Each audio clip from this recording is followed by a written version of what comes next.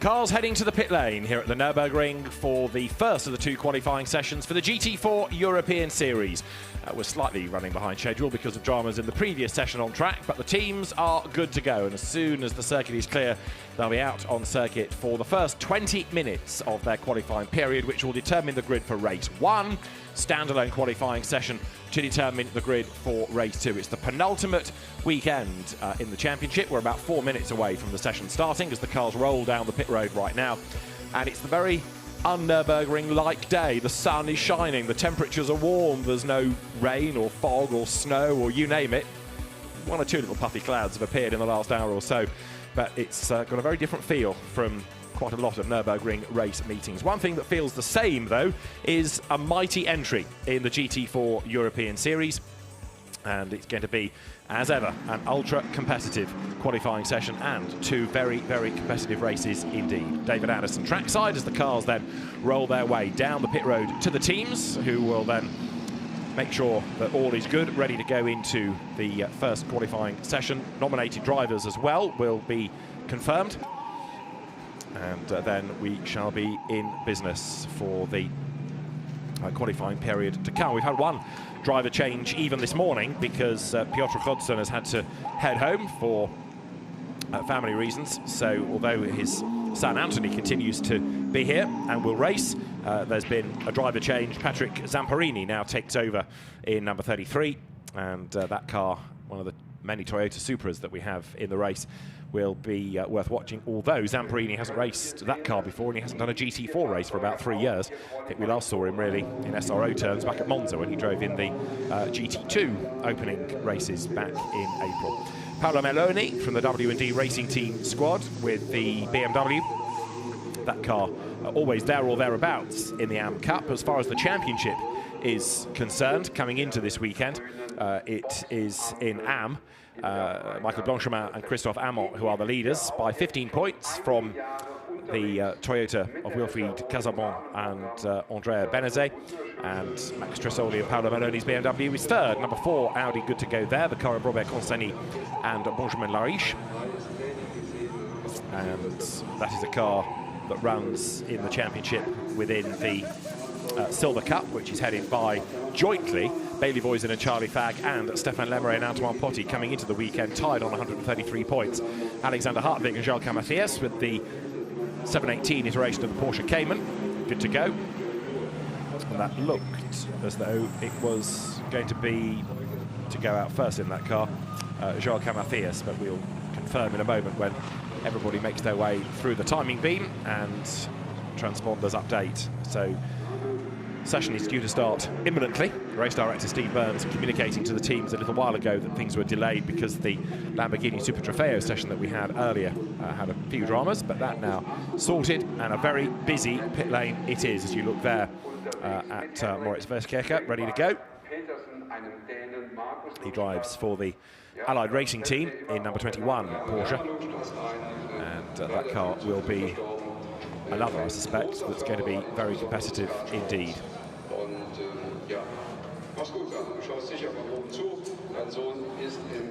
So down in the pit road, Porsches, Audis, Chevrolets, Mercedes, and their number 22, Joel Sturm, will go first for Allied Racing in the car that he shares with Nikolai Müller-Madsen.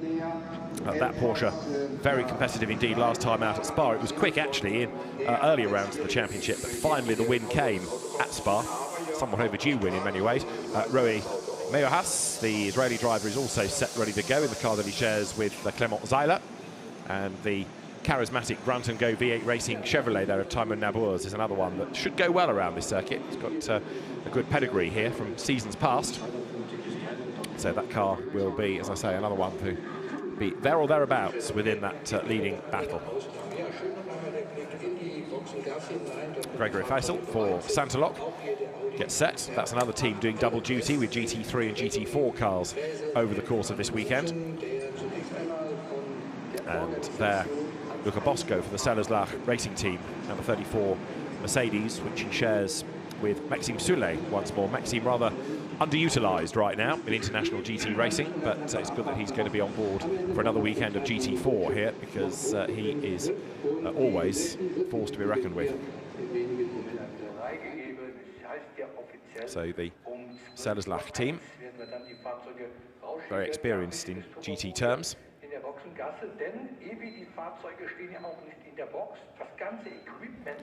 So as soon as the signal is given, then the teams should be good to go.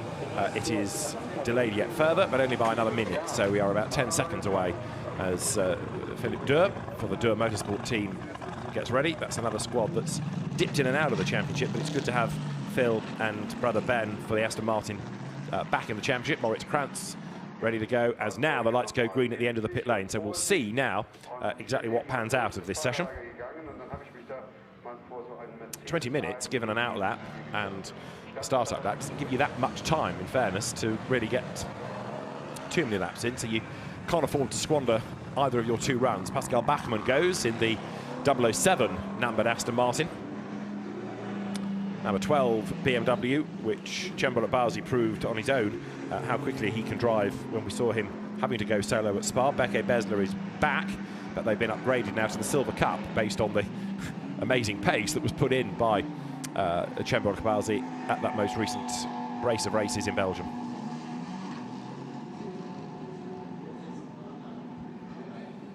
So the BMW will roll down the pit lane in a moment. One or two of the teams holding back, just biding their time here rather than going out all guns blazing. So just wait and see what the opposition is doing. Possibly let them clear the circuit as well. Mauro Ricci for ACA ASP, another team with a GT3 and GT4 workload this weekend. That car ready to go.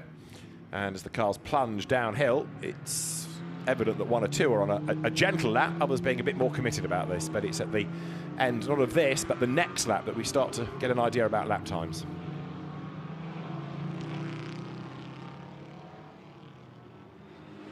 It's interesting, actually, how few takers there are. Normally you put the lights to green and there's a mass exodus, but partly I think some of the teams trying to manage the traffic, which is always an issue in a busy green, even around a long circuit like this. The cars with testing yesterday and then qualifying and one race to come today. So gradually we're shaking them out of the pit road and the clock ticks on down. Sebastian Bode at the wheel of number 74 Mercedes here, just trying to get the warmth into the Pirelli rubber as the car climbs the hill into the chicane and goes through the motorbike version. So the GT4 cars mirror what happens in GT3. They use that softer version of the chicane, which is a bit less stressful on the equipment. What it possibly does is take away an overtaking opportunity because it's not as harsh a stop into the first element, so you can't really dive up the inside because it's more of a flowing line. So it slows the cars down, yes, but it doesn't give you an opportunity to overtake there necessarily. There is Sebastian Bode then down towards the turn 1 area. We can give the car and the corner the link here because it's the Mercedes arena into which he turns, and the Mercedes AMG GT4 goes through the arena now. A bit of a twitch there though as the power comes in.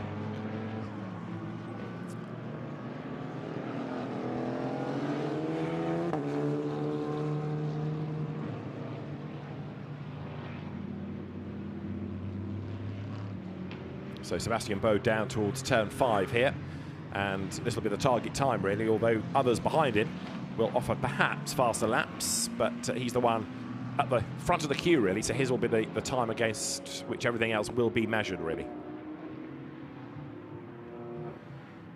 Benjamin Lariche out on the circuit, also for the CD Sport team, Edouard Kaup and Hugo Chevalier, so change of driver there, placing Hugo Conde. But Sebastian Bode is the man right now doing purples on his first proper flying lap of the session. Comes with a little bit of gravel being kicked up there through the Schumacher S and up now towards the Ravenel and Bilstein curves. Gets through the traffic. And now back onto the power as we look at one or two of the other cars going for a time. Well, there on an outlap is the Aston Martin, so the lights busily being flashed by Sebastian Bode saying, come on, I'm quicker. And in fairness, the AGS events, Aston does do the right thing, gets out of the way. But the road is only going to get busier and busier and busier, so maybe going out early is a good thing. Sebastian Bode out of the chicane, others up the curb to get out of the way.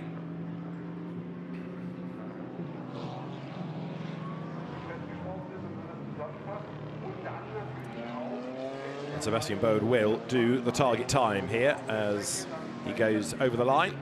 So 2 minutes 7.154 becomes the target.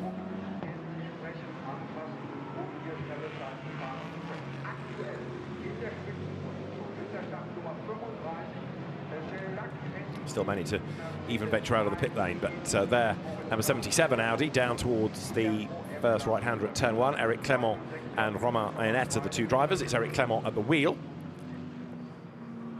And he hustles his way right now up towards turns 2 and 3. And again, he's got a Aston Martin to dodge past, 27 there, which is the car that had the Zandvoort win. Konstantin Lachenauer driving with Cesar Gazo.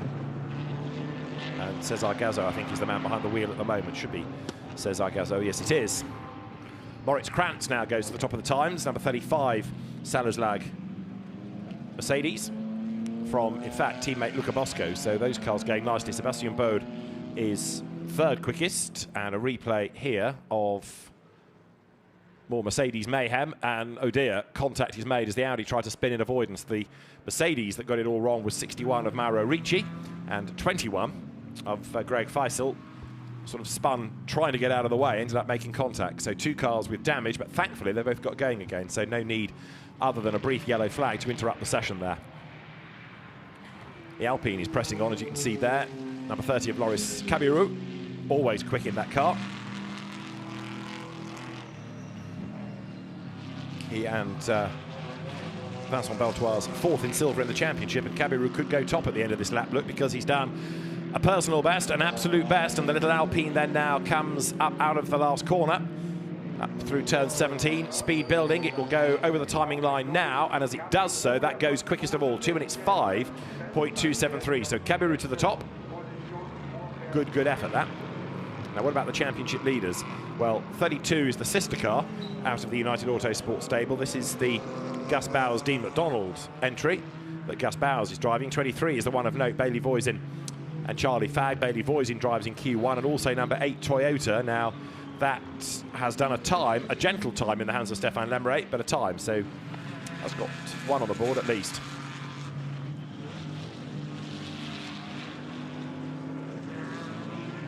Gus Bowers is looking good though.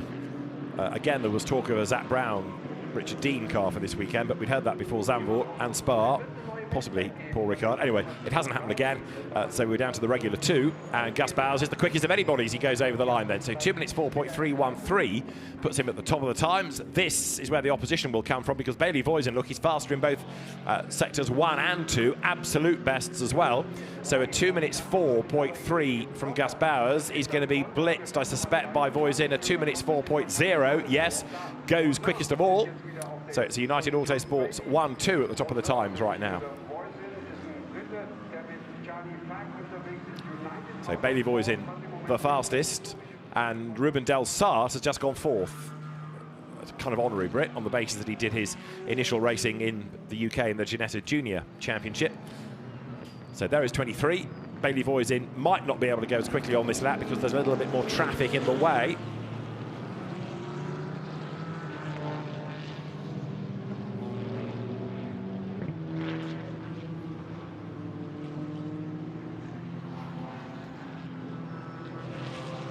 That number 30 Alpine is Loris Cabirou, who's coming into the pit lane, possibly because it's a slow lap. No, he's just lost out in the middle sector, so maybe he's backed out of it, will go again now, but certainly Cabirou looked slow coming through the chicane that time. He's on the money, he's on the curb as well, coming out of turn 17. Lots of real estate used there as he comes through, being pursued by number 18, Aston Martin. That's got Marcus Lundstrass at the wheel. So approaching the halfway point, Voisin, Bowers, and now Timon Nabours, the top 3. Now, Timon Nabours should go well here in the V8 Racing Chevrolet, because it's got all of that grunt, all of that horsepower. So that car up to third, well suited. An impressive fourth, Rui Miojas in the best of the Audis, number 14. The car shared with Clement Zeiler. But here is Nabours, and is this lap going to piece together well enough? Well, the car did its best last time. It's coming up towards the end of the first sector, which is down at the foot of the hill. So Nabours, in only his second season of GT4 racing, heads now down towards that zone of the circuit. And as he does so, it will give us an idea of a sector time here, and he's down, so not as quick as last time. In fact, it's a much, much slower lap that he's putting in here. The other one that's not delivering the goods as yet is Stefan Lemeret. Joel Sturm, winner at Spa, has gone out, but yet to really put in a proper time. So that's in the post, if you like. Says our Gazoo race winner this year. Likewise, more to come from that car. So as the session cycles through, that is Romeo Haas, currently 5th fastest.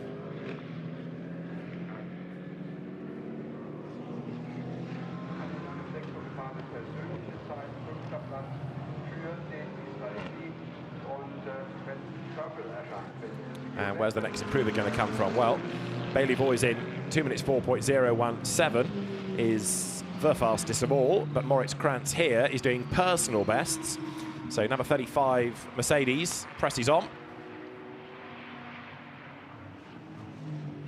And that car approaching the second half of the session now is still there or thereabouts. So 11th Moritz Krantz, 2 minutes 5.269. And the car bouncing through the chicane, lots and lots of curb used on exit.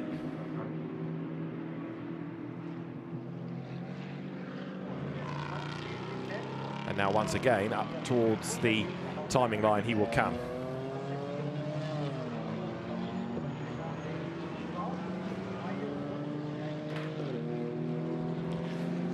Now this is one of the rapid Caymans that have been competitive pretty much season long, 26 being hustled along from the Allied Racing stable is Alexander Hartwig and Joel Camathias. Hartwig is behind the wheel a bit. So up towards the timing line, and 21st the car was, up to 12th, so good effort that by Alexander Hartwig. How are the BMs doing? Cemburuch Barsi and Beke Bessler's car is 5th, Cemburuch Barsi at the wheel of it. An effort here by Gus Bowers. He's down to 2nd, but can he fight back? Personal best in sector 1. His teammate goes for the pit lane, the sort of mirror on the inside, tighter line there. But up towards the line now comes Gus Bowers. And the answer to whether he can improve is that the lap time is a 2 minutes 4.322, stays 2nd, slightly slower. But only by, what, 9 thousandths of a second, so very, very close to his earlier best.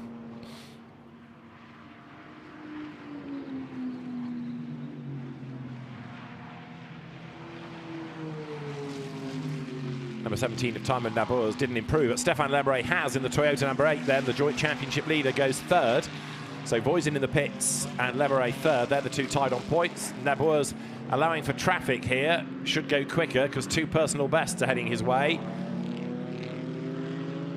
The Chevrolet rumbles its way out of turn 17, heads up towards the line, breaks the beam now, and as he does so, goes 2nd fastest, Timon Nabors.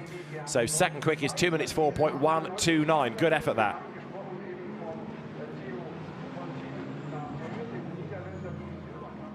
And in strife there, going into the arena at turn 1, looked like being Cemburuch Barsi. Now this is Stefan Lemeret, who was good, got up to 3rd, he's now down to 4th, and he's bailed out of this lap. As you can see, he's back right off.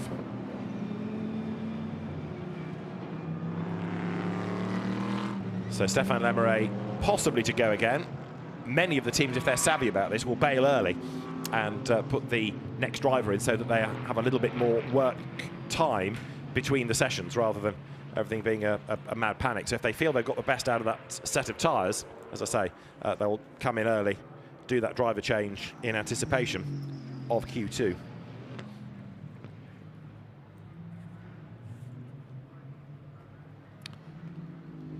Jan Marszalkowski here, presses on. And this car, one of the 2 Teams X-Speed entries that come from the German equivalent, the German GT4 Championship. That car over the timing line. And Marszalkowski goes 3rd fastest. Now he knows the circuit, so even though he's not been in this GT4 Championship, he knows the cars and the track.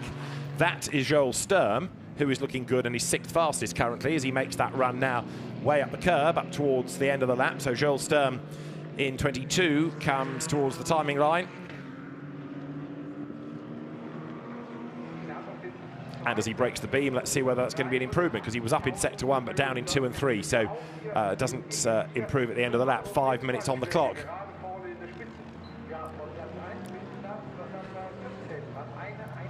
So if people are going to stay out, they are risking, if you like, having less time to do any tweaks and adjustments between sessions, but that's down to the team really to manage that rather than individual drivers. The team will have a plan, should be able to work through that.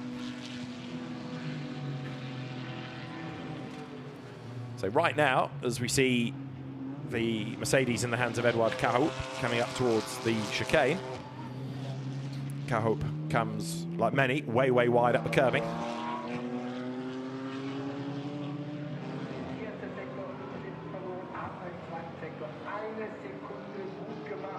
Heads now over the timing line, stays on the top 10, but Bailey Voisin fastest. And remember that he and Charlie Fagg have taken 3 race wins out of the 8 that we've had thus far, so looking very strong indeed here. But so also is this car. So Jan Marszalkowski out of the ADAC GT4 Championship comes up now, but he's slower on this lap. Third he is in the Mobile Zack Speed Mercedes that takes you back to GT3 visions of Klaus Ludwig and Sebastian Asch carrying those colours to win the championship for Zack Speed. But in GT4 terms, the car up now out of the last right, turn 17, up towards the timing line, but I'm not expecting this to pull up trees this lap because it's down in both of the sectors, as you can see. So that lap is a 2 minutes 4.7, half a second down on what the car did earlier on.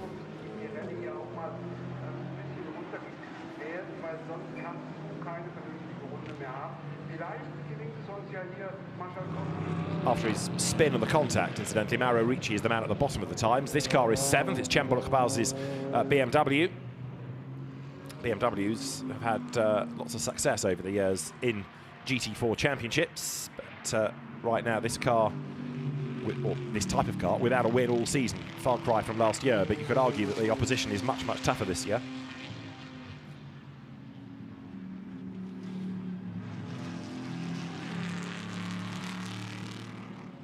Chevrolet growls its way into the pit lane. It's job done for the moment, and I think the BMW is going to follow suit, and probably therefore to call it a session to effect that driver change in anticipation.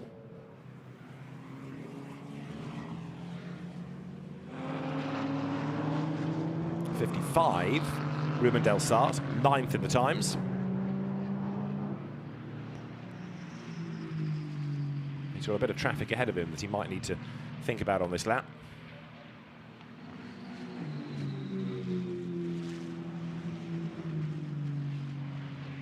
This is another car that's been competitive all season.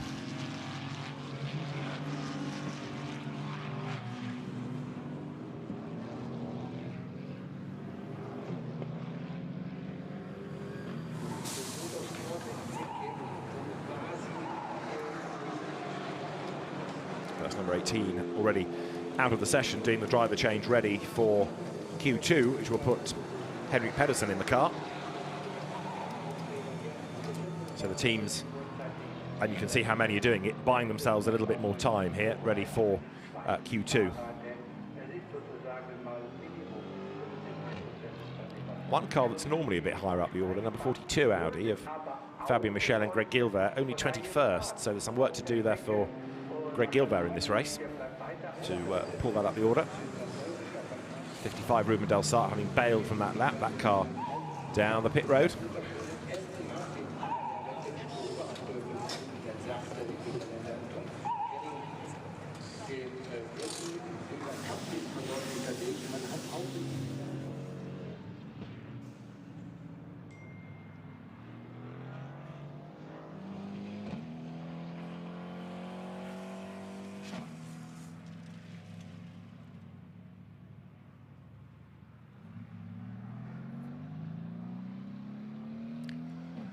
'74 has had an off, Sebastian Bode, but he presses on. That car, one of the first to do a time. 23, Bailey Voisin, work done.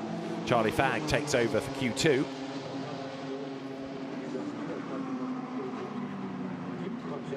Another car that's not really delivered in that session, the number 15, Luke Ibanez, Xavier Lloveras Mercedes. That was how Bode came to grief, just misjudged it completely at turn 5, way off through the gravel, but the momentum carrying him down the hill, back onto the circuit, but really only as far as the pit lane after that.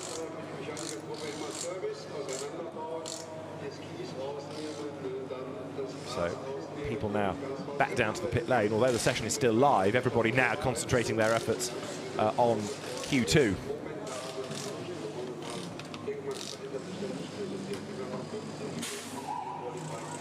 New boots for the Audi. That is Greg Gilva's car. He will take that over for the next session and will be quick, no doubt about it.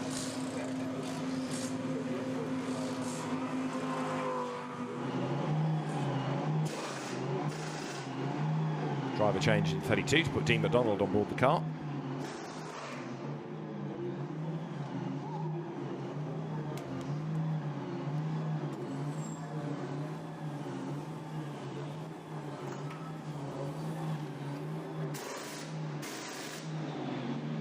And the United Autosports mechanics putting a new set of tyres on the McLaren.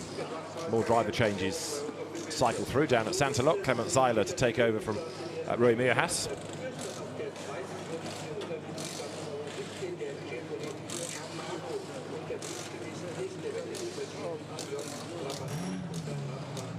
But the flag is out now, so we are about 5 minutes away from Q2 getting underway, so the mechanics quickly get new sticker tyres fitted to the cars, ready to go.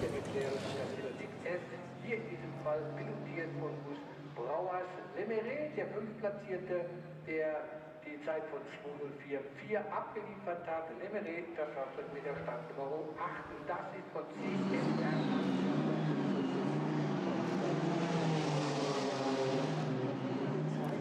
7:18 Ivan Giacomo.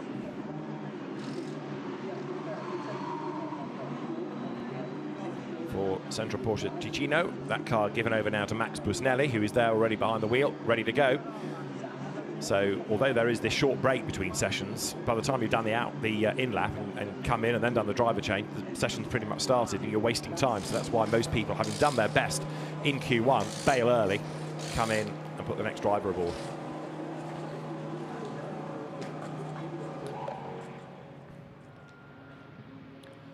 So, in the sunshine at the Nürburgring, Q1 topped by Bailey Voisin for United Autosports in the McLaren, ahead of Timon Nabours in the V8 Racing Chevrolet, and then third, really impressive effort by Jan Marszalkowski in the Team Zack Speed run Mercedes that he shares with Theo Nui, reigning champion. Gus Bowers fourth ahead of Stefan Lemre and then Joel Sturm. Chembo Lakabazi seventh from Rui Meerhaas, and then for Mirage Racing, Ruben Delsart ninth, and Eduard Kauhaupt rounds out the top 10 from Markus Lundstrass and Christophe Amon. Ibanez a long way back ahead of Laurie Cabiru, and then 15th, Alexander Hartwig in the next to the Porsches. 16th fastest for the Tribolato Racing Team, Jean-Luc Daria from Robert Consani. Moritz Krantz 18th from Luca Bosco, and Ivan Giacomo to round out the top 20. Fabian Michel 21st from Cesar Galzo, Enzo Jui next, Maurice Wiskirchen from Philippe Bava, then Paul Everard 26th rather from Wilfried Casalbon. Phil Durr ahead of Nico Gomar, reigning AM champ, and Hassan Tanzer in the second of the BMWs from the Borusan Automotive squad, rounding out the top 30. The Team 4 Motorsport 31st, Eric Clement ahead of Stéphane Guérin's Alpine. Gregory Faisal next from Robert Haub. Jean-Luc Bobelik a long, long way back.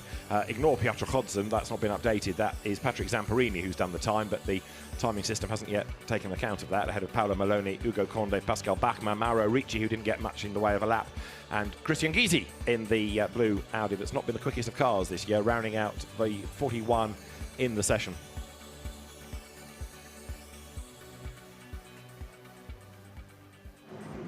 So Q1 done, and now the teams get set, ready for the second session.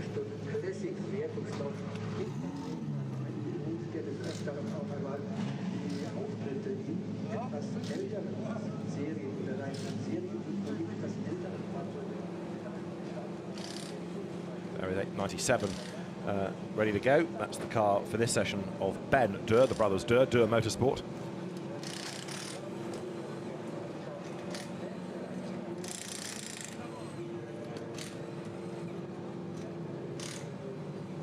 Car we've not seen in the championship this year, but quite a few of those from the German GT4 championship taking advantage of a chance, if you like, to race at home, and it's good because hopefully they will commit to a full season next year. Michel Blanchemin will replace Christophe Amon now in that Audi that you're looking at, number 69, that runs in the AM Cup.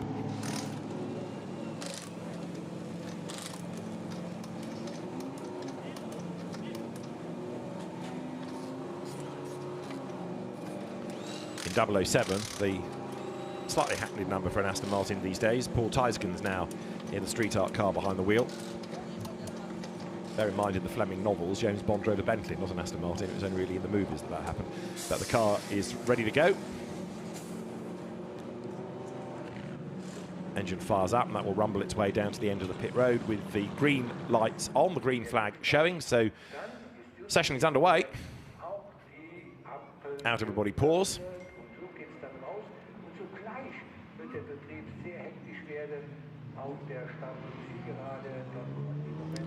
So down the field accelerates. Again, quite a few taking their time about all of this. Number 19 from the Zach Speed squad goes from Robert Haub to Gabriela Yilkova, ready to do Q2. Zach Speed, a team with an amazing pedigree, both in GT racing, touring cars, and of course, briefly in Formula 1, going back to the mid-1980s. Right, Bailey Voisin's got another pole position to his name. He's in the pits with Gemma Scott. Bailey, a fantastic qualifying session for you there. Yeah, absolutely incredible. Just managed to get the gap right in between traffic and managed to pull the sectors together to be able to string a good lap together, which I'm really chuffed with. Second pole of the season. The car was absolutely fantastic, so a big thank you to United Autosports. And yeah, it means we're starting on pole for the first race this afternoon, and that's the best place to start, and I'm looking forward to it. Thank you very much. Whose younger brother Callum is still keeping the family name alive in the UK by being another front runner in Ginetta Juniors, the School of Hard Knocks, as the pit lane starts to empty. That car yet to go, in fact, Bailey Voisin's car, Charlie Fagg at the wheel of it. They were double winners at Monza, took a win in the first race at Spa as well, and gradually now the pit lane starting to empty as the cars make the run down back onto the circuit.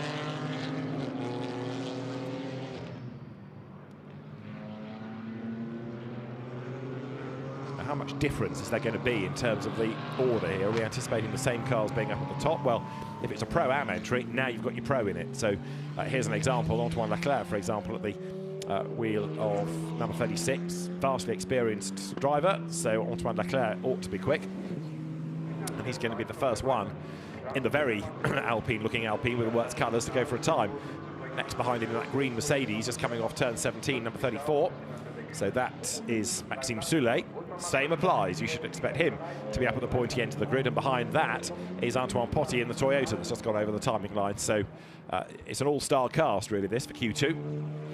Number 50, which is the now Max Dressoli BMW, loses track position, but Leclerc is on a mission. He's out for a time early doors here.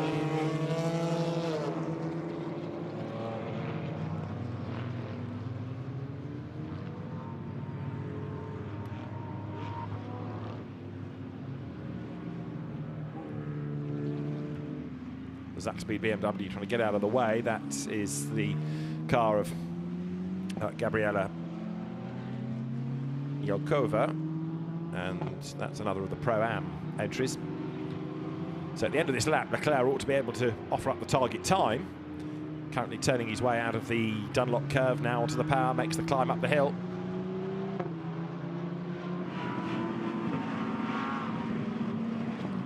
But now the problem is that there's the traffic, so he was first out, great idea. But now not only is there much more traffic on the road, but they are on an outlap themselves. So it's all gone against Leclerc this, and I think he might end up bailing out of it because he's lost a big chunk of time coming up the hill there, up towards the Bilstein curve, the Ravenol, and then the Bilstein curves at the S's there, you can see. But Antoine Leclerc, yeah, everyone's going to have the same problem with traffic, but what he has committed to is an early lap with people slowly making their way out of the pit lane, getting things up to temperature, then going for a time. So it's all slightly going against him here.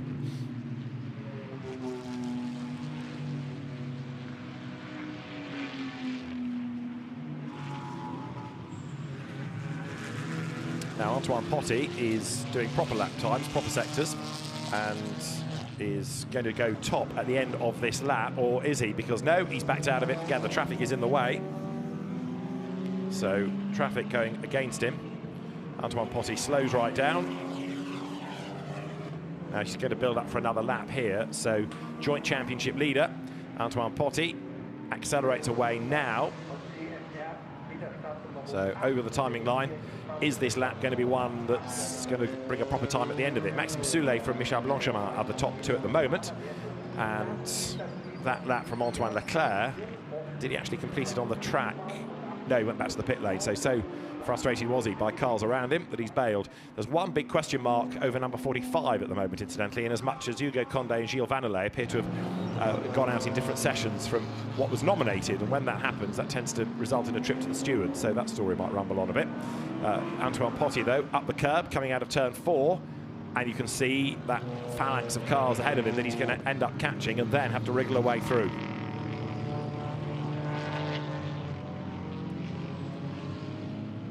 And he's bailed again, hasn't he? So it's another slow lap, this, from Antoine Potty. Traffic management being absolutely key, even on a long lap like this at 5 kilometres in length.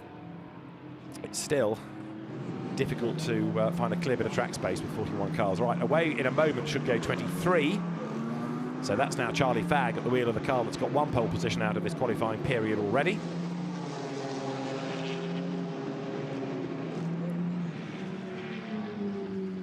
That's Vincent Beltoise, hard at work in number 30 Alpine, the car that he shares with Maurice Cabirou, and a personal and an absolute best here for Beltoise. And then he finds the McLaren number 32 of Dean McDonald right in the way. Nothing that Dean could do about that, but the pace of the Alpine put him just onto the back where he did not want to be. So how much time has that lost him? Vincent Beltoise up towards the line now. Goes through and goes quickest of all, 2 minutes 5.206.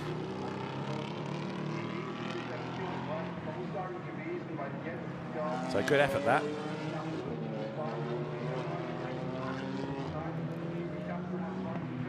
So Vincent Beltoise, 2 minutes 5, but into the 2 minutes 4s goes Greg Gilbert. So number 42, Greg Gilbert now to the top of the times by 0.2 of a second. This is Andrea Benazet in number 3 Toyota. Now this car is one of the pace setters within AM.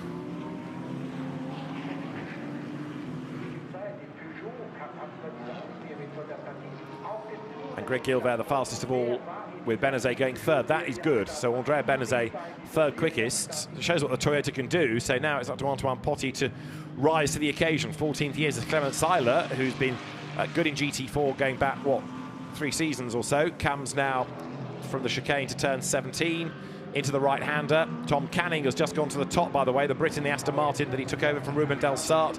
Clement Seiler is down to 11th, but should fight back as he breaks the beam and goes second fastest. Good effort, that, by Clement Seiler. And Greg Gilbert in number 42 Audi, who was briefly quickest, he's going faster again with an absolute best within the first sector. But Clement Seiler, good job done. We've got a lap being cancelled, Benjamin Lariche, for track limits. And this is the car to watch now. Greg Gilbert, then absolute best in the first sector, the very experienced, very successful French GT racer and One-Make sports car racer. Comes out of the Bilstein curve, up the curb, very high curbs here on the outside of the road. So Gilbert, as I was saying, has an absolute best within the first sector, and also now number 12 BMW Bekke Besler has got an absolute best in the middle. So we've got 2 more cars here to keep an eye on. One is the Audi, which dances its way back out wide coming from the chicane. That's going to cost Gilbert a fraction of time, I would suggest. He's down to 5th as it's Canning from Bekke Besler there. The blue BMW just going out of the shots, gone second. And what about Greg Gilbert? Fastest of all, 2 minutes 4.520.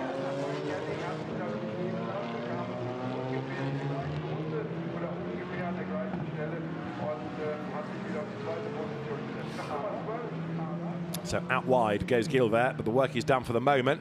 Fastest by just under 0.2 of a second from Tom Canning's Aston, the GT4 champion in British GT going back a few seasons. Bekke Besler's BMW is 3rd, Vincent Beltoise is 4th, Clement Seiler's Audi is 5th, 6th Benjamin Lariche, 7th Enzo Juliet. Changed that because Gabriela Yilkova has just gone 7th for Zach Speed.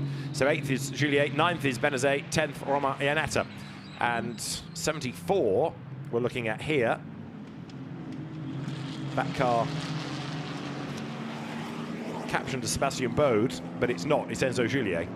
Sebastian Bode drove it in the first session, and Juliet drives it now, so the car was 10th. Can Enzo Juliet fight back? Comes over the timing line.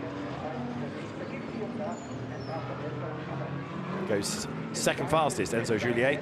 So that narrows the margin to the new pole car of Jim Pla, the Mercedes 87. Jim Pla, as you might anticipate, given his regular pace, has crept up to the top of the times by a 10th from Juliet. Guilvaire is down to 3rd.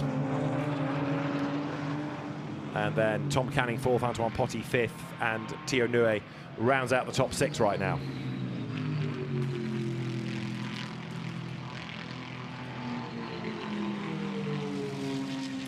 So Charlie Fagg in number 23 McLaren hustles on, going for a time here, remember.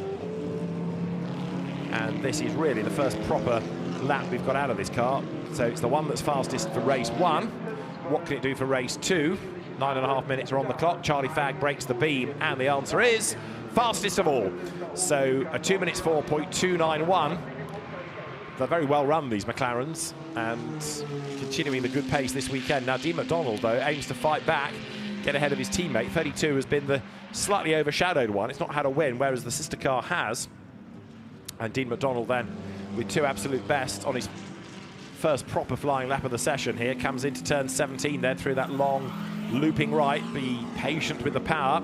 Getting a report of a spin also from car number 10. We have not got to car number 10. So over the timing line goes McDonald. He's done a 2 minutes 3.558 to go, fastest of all by 7/10 of a second. That is a massive margin. Dean McDonald, 7/10. Now, with all due deference to him, unless something comes up saying track limits, that is a mighty margin, because everybody else has been trading tenths or thousandths, and he goes 7/10 quicker. That is a huge effort by Dean McDonald. Number 19 has now been confirmed as the spinner, so that was Gabriela Yilkova. This is Jimmy Pla, who was quickest briefly. He's down to 4th, comes up towards the timing line. This should go quicker. It goes back to the front row of the grid then. Second fastest, Jim Pla. That lap, 2 minutes 4.028.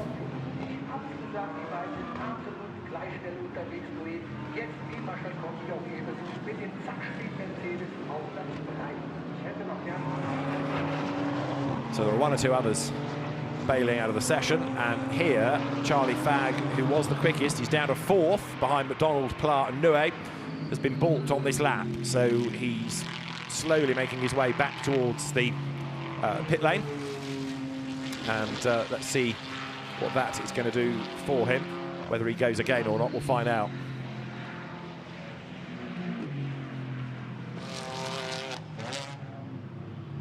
So Charlie Fagg, 4th fastest. And the last lap of Enzo Juliet, number 74, cancelled for track limits going through the chicane. Track limits wasn't really a problem at the most part of Q1, but we're getting a bit more of it here. Now, Nikolai Moller-Madsen has suddenly come alive. He's 6th fastest and hustles on in the Porsche, gets this car by the scruff of the neck, way up the curb, and then it all gets a bit nervous coming down towards turn 17. But Nikolai Moller-Madsen going for the timing line here. Is this going to put him any higher up than the 3rd row? Should do, but no, stays 6th. So that slightly ragged end to the lap did cost him a bit of time.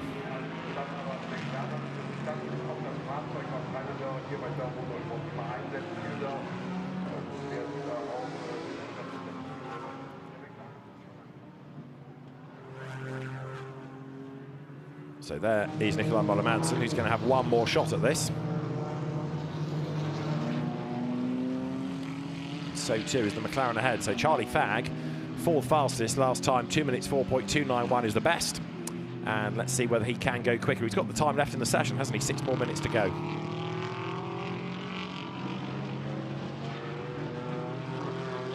The one disappointment out of this session has been Antoine Potty in the number 8 Toyota, and he has just come back down the pit lane. So unless he's got one last roll of the dice, it looks like they're going to be condemned to be 9 fastest, the joint championship leaders.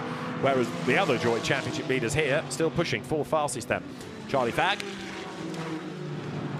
in terms of sectors, down in the first sector on this lap, so Fagg not going any faster.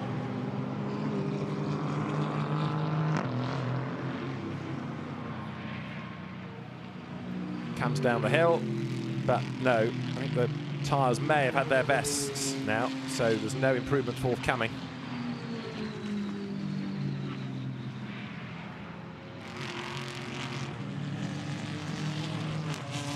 in the middle sector, though. Now, does this mean that it's going to be an improvement? There's enough good in sectors 2 and 3 to help, or does it mean that he's building up for the next lap, and that's going to be the real dynamite effort from Charlie Fagg? Comes up now towards the timing line, and as he goes through, that lap puts him third.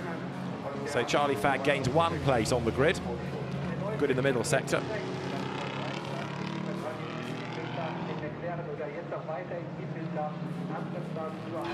Now let's see whether the first sector is going to be an improvement. So he's up to third on the grid. Dean McDonald in the sister car, making it a really good qualifying period for United Autosports, with provisionally 2 poles and across both cars, which always helps.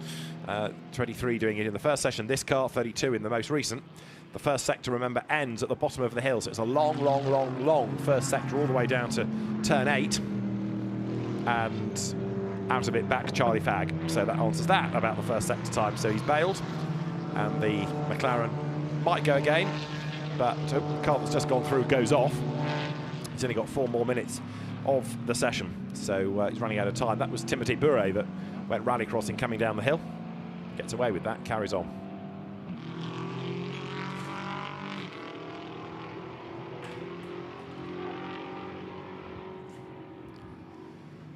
So 4 minutes are on the clock. The class pole position drivers win Satina watches. You can see all the branding on the cars. The timing partner, number 70, Jamie Caroline, British F4 champion and British GT4 champion in the Mercedes. It's been a tough season for him, learning some new circuits, and rather bruising Monza didn't start the confidence for him.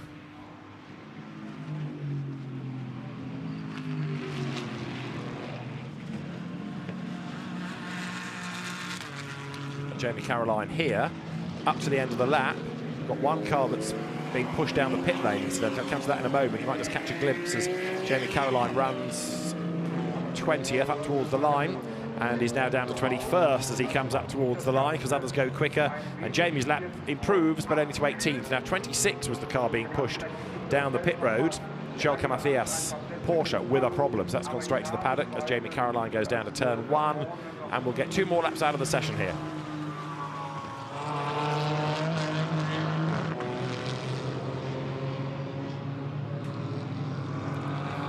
Clement Zeiler has dropped away rather here. He's fallen back to 14th. Still presses on.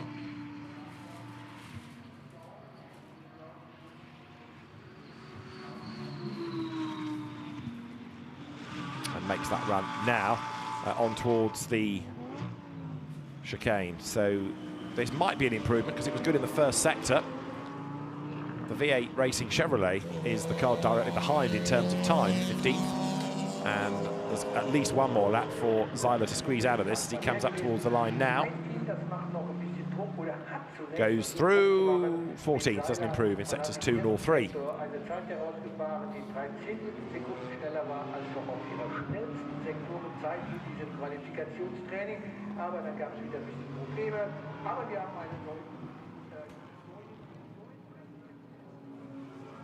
Benjamin Ricci, incidentally, number 61, 32nd out of the 41, but the team asking if that car can be released early, not have to go through Parc Fermé for too long, because they've got quite a lot of work to do after Dad crashed it in Q1. So even with the damage, it's not going badly. That is the car of Anthony Hodgson that Patrick Zamperini drove in Q1.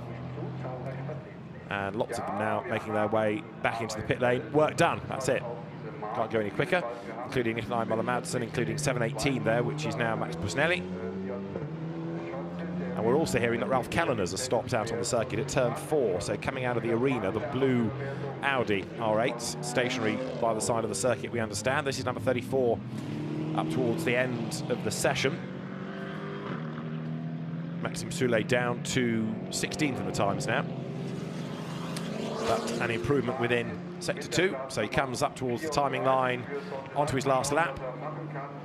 Soulet 16th, so does improve, even though the time not as good obviously as that of Dean McDonald, whose margin was 7/10. He's now half a second, but even so that is quite some margin. So there is the car of the session, and it's empty. So Charlie Kemp, team principal for the GT4 program, says that's it, we've done. out hops a very happy Dean McDonald, and with the checkered flag imminent, but virtually everybody in the pit lane now. We might be able to hear from Dean in a moment. Jim Plas second, Charlie Fagg third, but a good session for United Autosports. 2 poles, and from the 2 cars as well, which is good to see. There, Clement Seiler goes over the line up to 10th at the end of the session as the flag goes out now.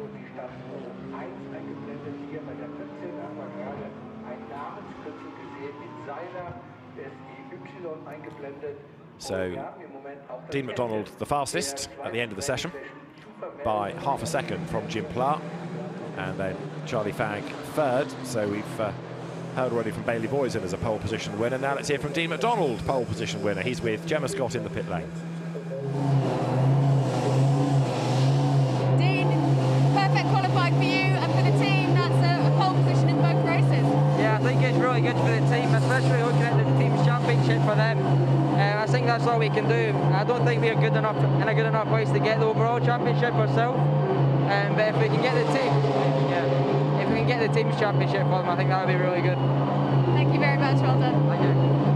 Very happy Dean McDonald after what's been a tough season, really, with, if you remember, big damage, not for him, admittedly, but at Zandvoort, the car was badly damaged in one race when Gus Bowers went off the road, and they've kind of been overshadowed a bit by the sister car, so that would be a very, very good feeling indeed to go to the top of the times. So the reason the cars are queuing up at the end of the pit lane is now to be released back into the paddock, but still 1 or 2 cars to come out onto the circuit, or to come back into the pit lane, I should say, at the end of the session, Clement Seiler being one of those drivers. So Dean McDonald ends up as the quickest in Q2 from Jim Plas, and then Charlie Fagg, third fastest, Theo Nue, fourth, Enzo Juliet, fifth, and Nikolai Moller-Madsen taking 6th in the times.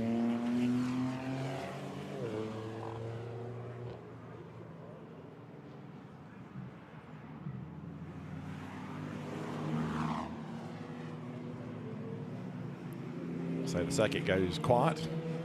Race 1 for the GT4 European Series comes up later in the day. The car's due to be racing at 6:15. So United Autosports top the times again, this time Dean McDonald ahead of Jim Plas, and then third fastest Charlie Fagg, fourth Theo Nue ahead of Sebastian Boe and Enzo Juliet's car. Enzo Juliet doing the driving duties in Q2. Nikolai Moller-Madsen 6th from Greg Gilbert, and then Tom Canning, who fell away a little bit. Then the Spanish Mercedes, Luc Ibanez, drove in Q2 ahead of Clement Seiler, Hugo Chevalier 11th, Antoine Potti was 12th from Becquet Bessler, Vincent Beltoise, and Jot Reponge down 15th in the Chevrolet. 16th quickest, the Sellerslach Mercedes, that was driven by Maxime Soulet a long way back, ahead of Timothée Bure and then Gabriele Yurkova. Jamie Caroline was 19th from Benjamin Lariche and Romain Iannetta. Then the Konstantin Lachenauer Aston Martin, another car a long way back. Antoine Leclerc's first effort spoiled by traffic, but he was ahead of Jagish Gaidik and then Ralph Kalleners, who stopped late in the session. Andrea Benezet was ahead of Rafael Villanueva. Gerard Camathias with a problem from Ben Dur, and then Max Busnelli in 30th in the times. 31st was the 007 numbered Aston Martin of Paul Tijskens, ahead of Benjamin Ricci, still with damage on that car. Hugo Condé 33rd from Jakob Knoll, and then Greg Feisel in the Audi. He is the one soloist this weekend. After him, there was Jan Kasperlik returning to GT4 ahead of Anthony Hodson, then Michael Blanchemont, Max Tresoldi, Eric Hare, and Henrik Pedersen to round out the 41 in the time. So that is Q2. Quick look back at the highlights of qualifying, which began with his mighty field heading from the paddock to the pits and then back to the circuit, ready for the first 20 minutes. And the first drama came when Mauro Ricci spun and was collected by Gregory Feisel, and quite a bit of damage done to the Mercedes. But the first session was all about a hard-charging Charlie Fagg as he made his way up towards the timing line and was good for pole position. Others bounced their way over the curve, but Bailey Boysen was getting on with the job. Number 23, McLaren, pushing all the way, and Bailey Boysen going fastest as the time in Nabur's Chevrolet was another car being competitive. Other drivers compared notes in the pit lane, and we had drama for the Sebastian Bode Mercedes that fell off the road and bounced its way across the gravel.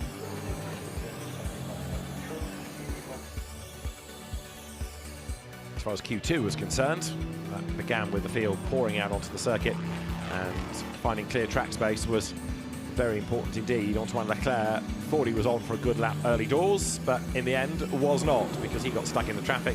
United Autosports released its brace of cars a little bit later. When they did so, the road was relatively clear, and it looked for a time as though Charlie Fagg was going to get pole position to back up that of Bailey Boysen. It was not to be. The times tumbled almost car by car. Clement Zeiler going quicker and quicker and quicker as well. So too was Tom Canning, but so too was Jim Plough behind him as they ran nose to tail. But in the end, it was Dean McDonald who was the fastest of all in number 32 McLaren. So it's a pole position for tomorrow's race for this car, pole position for today's race for the sister entry, and we are in for two very lively races, that is for sure, in the GT4 European Series when they hit the track here this weekend. And for that, we will look forward later on in the day for race one. For now, for Gemma Scott in the pit lane and David Addison trackside, we'll see you later. Bye-bye.